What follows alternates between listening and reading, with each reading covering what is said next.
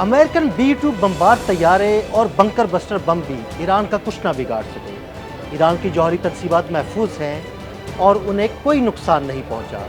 अमरीकी intelligence report ने Donald Trump के दावों का भांडा फोड़ दिया।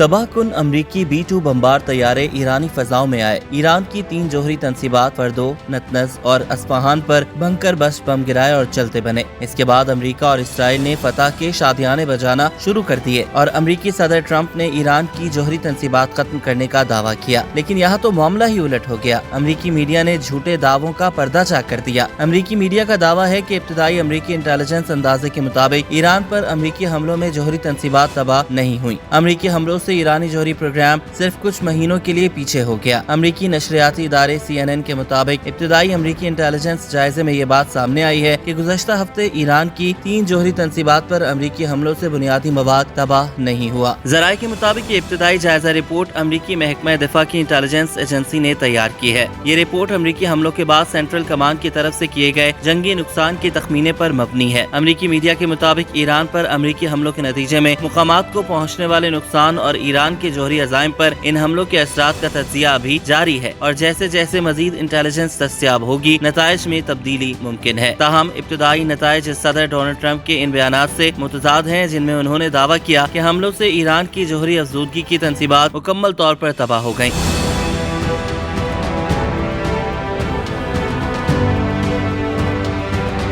अमरीकी वज़ीर दिफा ने भी कहा था कि ईरान की जौहरी अज़ाइम तबाह हो चुके हैं। अमरीकी मीडिया के मुताबिक इस इंटेलिजेंस रिपोर्ट से वाकिफ 2 अफराद का कहना है कि ईरान में यूरेनियम अफजूदगी के जखीरे को तबाह नहीं किया जा सका। इनमें से एक फर्द के मुताबिक ईरान के पास सेंट्रीफ्यूजेस बड़ी हद तक बरकरार हैं, तो अंदाजा है कि अमरीका ने ईरान के जौहरी प्रोग्राम को ज्यादा से ज्यादा सिर्फ चंद महीने पीछे धकेला है। उधर व्हाइट हाउस की प्रेस सेक्रेटरी कैरोलाइन लेविट का कहना था कि मुबैना इब्तिदाई अंदाजा बिल्कुल गलत है और इसकी टॉप सीक्रेट के तौर पर दर्जा बंदी की गई थी, लेकिन इंटेलिजेंस कम्युनिटी में एक गुमनाम निचले दर्जे के शिकस्त खुर्दा के जरिए अमरीकी मीडिया को लीक कर दिया गया था। उन्होंने कहा कि इस मुबैना तज्जिये का अफशा होना सदर ट्रंप को नीचा दिखाने और इन बहादुर लड़ाका पायलटों को बदनाम करने की वाज़ेह कोशिश है, जिन्होंने ईरान के जौहरी प्रोग्राम को खत्म करने के लिए एक बेहतरीन मिशन अंजाम दिया। अमरीकी वज़ीर दिफा ने भी अमरीकी मीडिया रिपोर्ट से मुस्तरद कर दी और कहा कि ईरान का एटमी प्रोग्राम मुकम्मल तबाह किया है। बमबारी को तबाह कुन न कहने वाले सदर ट्रंप की कामयाबी के खिलाफ है। इससे कबल आलमी तज्जियाकारों का कहना था कि अमेरिका के ईरानी एटमी तनसीबात पर हमलों के बावजूद भी ईरान की एटम बम बनाने की सलाहियत खत्म नहीं हुई।